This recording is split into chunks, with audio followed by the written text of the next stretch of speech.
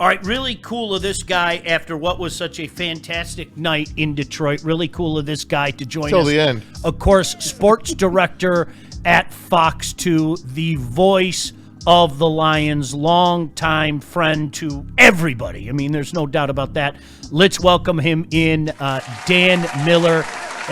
Dan, I thought I'd be talking to you about shiny, happy things this morning, but I'm sure you've heard already Tom Pelissero, amongst others, talking about a potential Achilles injury with Brian Branch. And I mean, to say that one hurts would be a gross understatement. Yeah, that's the one of the injuries you never want to hear, guys. And when he went down and it was that long that he was on the turf, and then they had to bring the cart out to the end of the bench just to get him. That's a tough one, and it is number one, you hate to lose any player. He's such a key part of that defense, just a chess piece that Kelvin Shepherd can use in so many different ways. But Dan Campbell obviously had said last night they were going to know more today, but I think you get a pretty good idea that it didn't look good, and that's just another tough break for this secondary, man. You look at last night, what they were dealing with in losing Harper and then losing him, and guys going deep, and you're already without Kirby and you've lost TA. It just feels like kind of year after year, this secondary just there's attrition in there, and you're digging deep into your depth chart, and it becomes more and more difficult as the season goes on. But yeah, 100% hate to hear that about any player, but BB is such a part of the heartbeat of this team. One of the things that we've seen with this team, though, and it has been inordinate. I mean, there's no doubt about that. This team always comes back, and this team always finds a way to have somebody come in and make a play. And that's what was so cool about that win last night, Dan, is look, a lot of people out there, I raised my hand, I thought, okay, two teams that look like they're going in different directions with all the injuries that the Lions have and the way that this Dallas offense is lighting things up. The Lions reminded us yet again why they haven't lost back-to-back games in 3 years with really what they did on both sides of the ball last night. Yeah, and there's a lot in what you just said, Sean. And it's, of course, anybody would look at that game and say, that's Dallas red hot passing game that is amongst the best in the NFL right now against the Lions team that, got torched by Jameis Winston and has had trouble stopping people lately. And the one thing that allowed you to say, I think that these guys, have a chance if they go in there and play the way they're capable of, is because we know what they're capable of. They just really hadn't played that type of complete game outside of Washington since they lost to Kansas City. It had been about 7 weeks of not playing complementary Lions football where the offense is explosive and the defense is taking the ball away and special teams is chipping in, making plays as well. But what happened last night? Defense takes it away 3 times. 14 points off turnovers. They did not have a point off a turnover for 7 weeks. Wow. That's their bread and butter. That's kind of what separates them, is that defense takes it away, and then that offense, as explosive as it is, turns it into points. And that's when you can jump up 2 scores on a team, and all of a sudden you put them on their heels, and they've got to play catch up, and then you're really kind of dictating pace in the game. And they did that last night, which we've seen them do so many times. We just hadn't seen it done lately. So while a lot of us did look at it and say, you know what, man, Dallas is hot. Dallas is doing some things that Detroit's having trouble with right now. It was their ability we knew was there, just hadn't seen in a while, that said, but if they can play the way they're capable of, they can win. And the one thing I'll say about the streak, and it's amazing, and there's not another team in the NFL that's close to it. 57 games now, I believe, without Amazing. back-to-back losses. It's Dan Campbell understanding this team and getting them ready to play.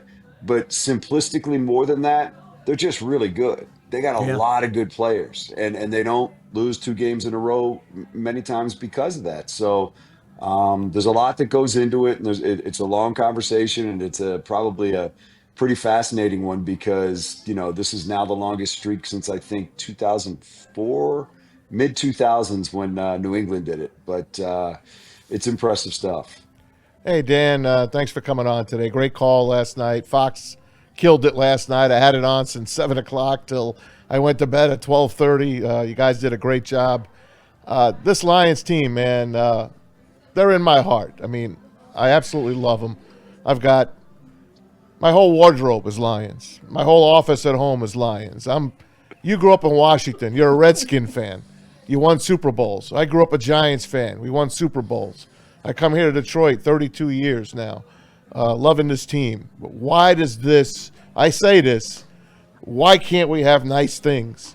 Why can't we have nice things here? You built a team, a great team, and then you lose a Laporta who's about to get paid to a back injury.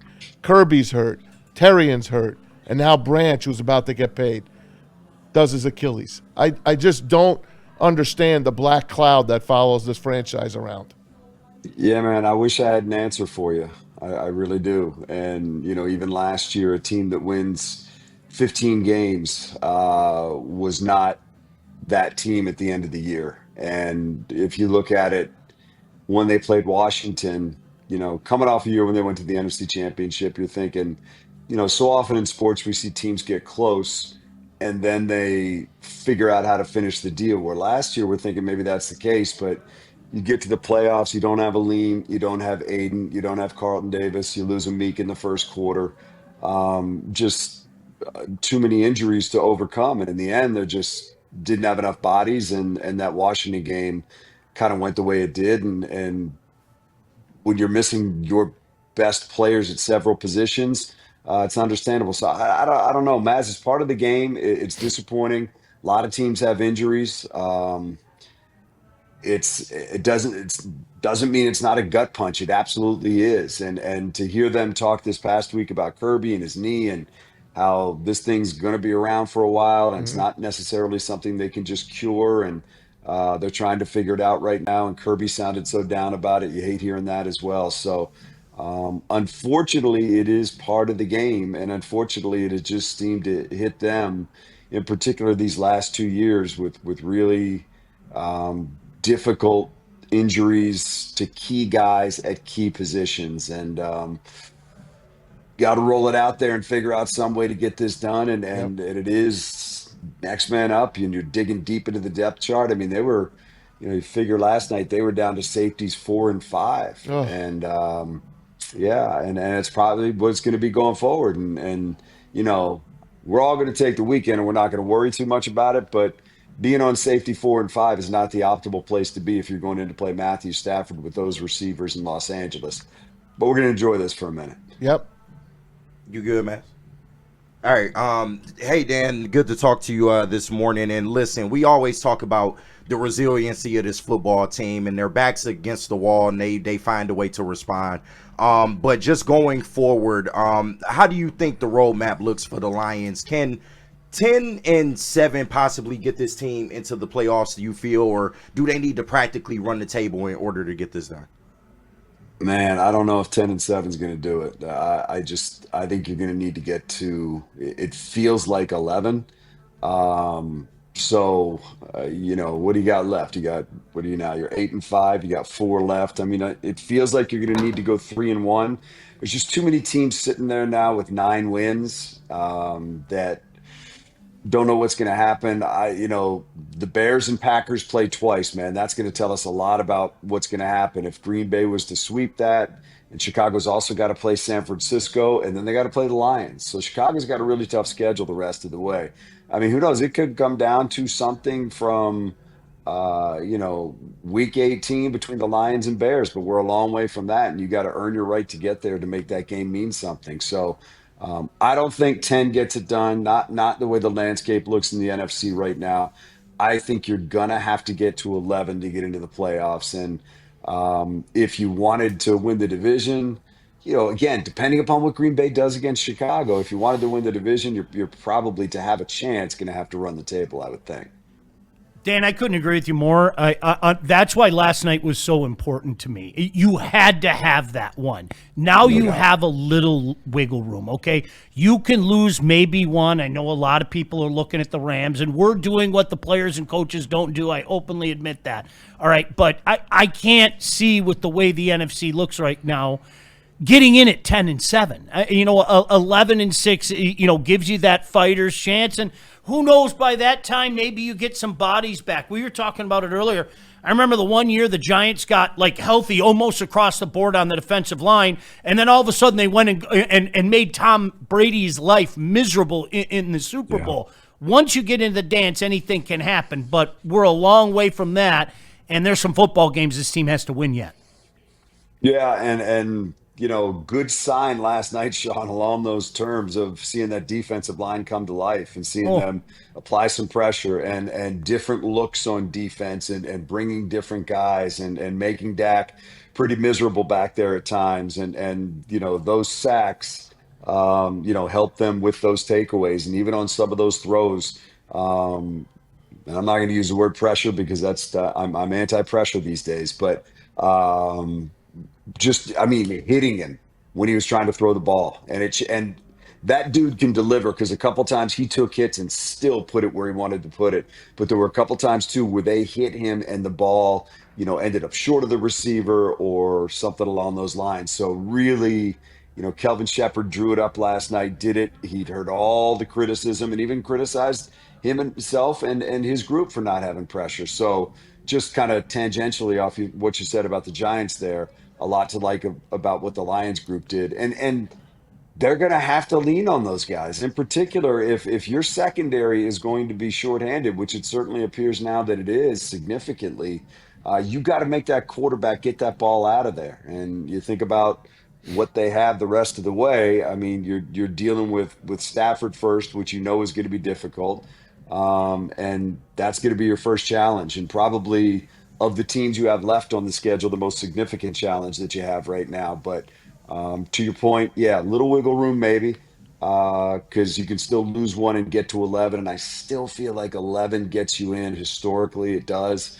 But I think it's going to be kind of fascinating to see what happens the rest of the way, guys. In particular, I'm all for the theater of these Green Bay games with Chicago after Ben Johnson called out LaFleur in his opening press conference. That hasn't been forgotten. So I'm kind of looking for the sideshow and waiting for the end of the game to watch the handshake between those two. We'll see what happens. Yeah. Hey, Dan, one of our super chatters, Dante, wanted me to ask about what was your thoughts on Miles Frazier, the rookie coming in, limited time, but he did get in, and the line did their job. So what was your take on the rookie? Oh, I think we froze with Dan. Yeah, He'll be back. Dan. All right. He'll come back. All right. Keep it there. Well, hopefully we can get it back. Was it something I said? It might You're have been. always offensive. It's your fault. You know what it was? It was the Seahawk face. Probably. That's what you made. You made the Seahawk I probably face. did it. Dan had the sassy off it. All right, but listen, in the meantime, I can give them a shout-out. Check out the sports office. That's something cool that we they got Dan do back. at Fox 2. Dan's back. You can also – oh, he is back? Yep. Yeah, here Okay, we go. got him back. All right, Dan, sorry you we good? lost you for a second. Miles Frazier, Dan. Think we're back? We back now? Hi, got Dan. him. How We are back. you? Hey, buddy. Hey, something happened. I lost you guys. That's right. okay. Somebody asked about Miles Frazier. What did you see out of him last night?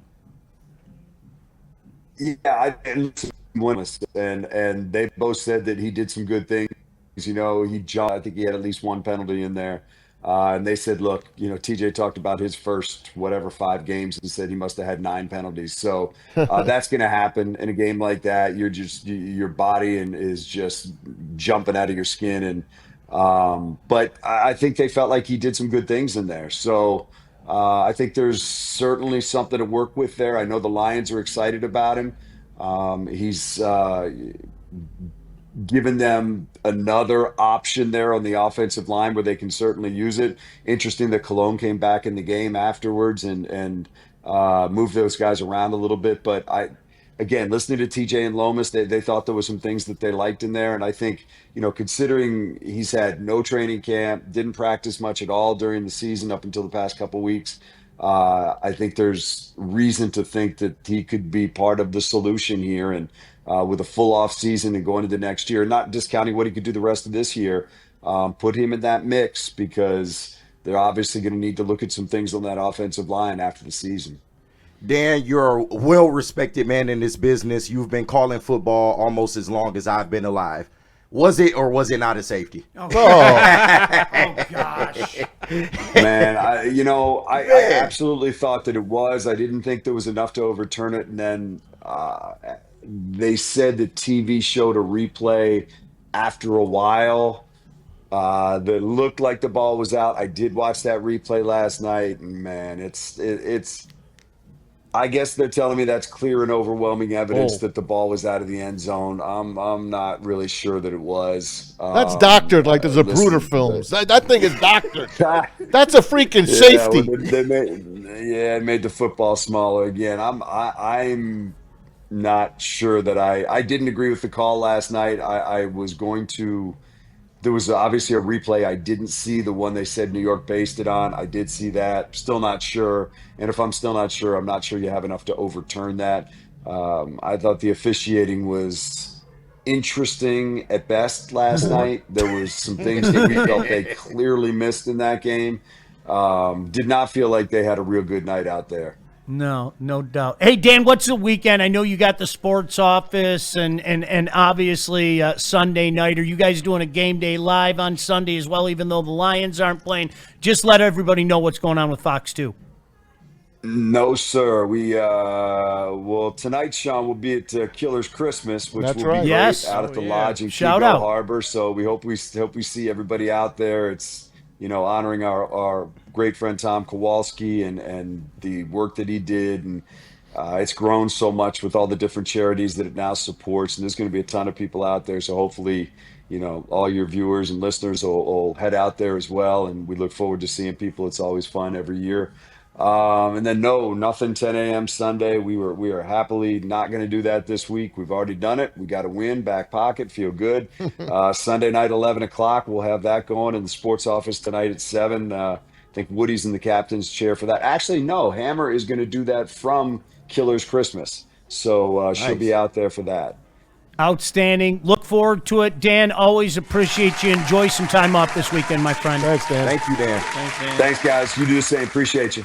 All right, Dan Miller kindly joining us here. We're up against a break. We got to do picks. We got to do what's trending with JB. Lots to cram in the last Pistons are playing 25 tonight, minutes of the too. show. Right. Shout out to Pistons, man. Shout them out. Yeah. At least we got them. Yeah. No, I feel you, bro. I feel you.